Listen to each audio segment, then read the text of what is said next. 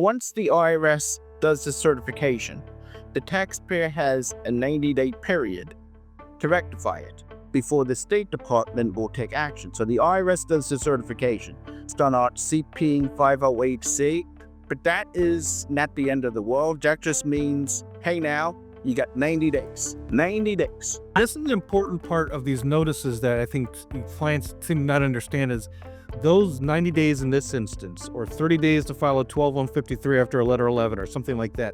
Those timelines are very important. You get this notice, you have 90 days. It's important to try to rectify it within that 90 days. I'm sure you've had this. Clients come in with a stack of notices and you open them up and they're already past the deadline because they came in too late. And so it's important that they're reading those notices because those deadlines are important to understand on each notice. Those deadlines are very stringent. You missed the 90 days, that now will be certified to the State Department. Now they cannot travel. I have found sometimes too that even though you have made connections with the IRS, this can still happen. I have a client that has got this issue where we have been very due diligently working with the IRS, and yet they still received that passport revocation notice. Some believe, though, that just because they're working with the IRS, that means that, oh, this is all going to go away, and that's not necessarily true. Yeah, you could be working with the IRS, but if you don't have anything set up,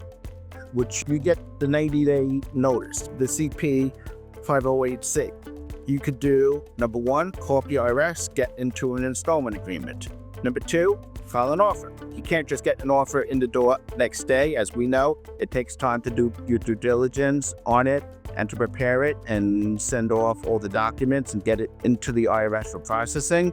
This is all done, unfortunately, by snail mail, no electronic filing, unlike bankruptcy.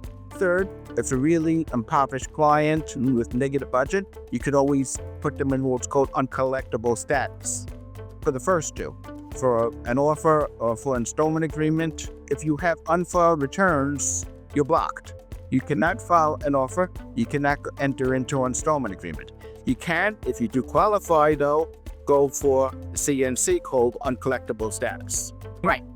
I think the other thing that's important here is, for example, you owe $100,000 in tax and you get this notice. People think I have 90 days to pay the $100,000.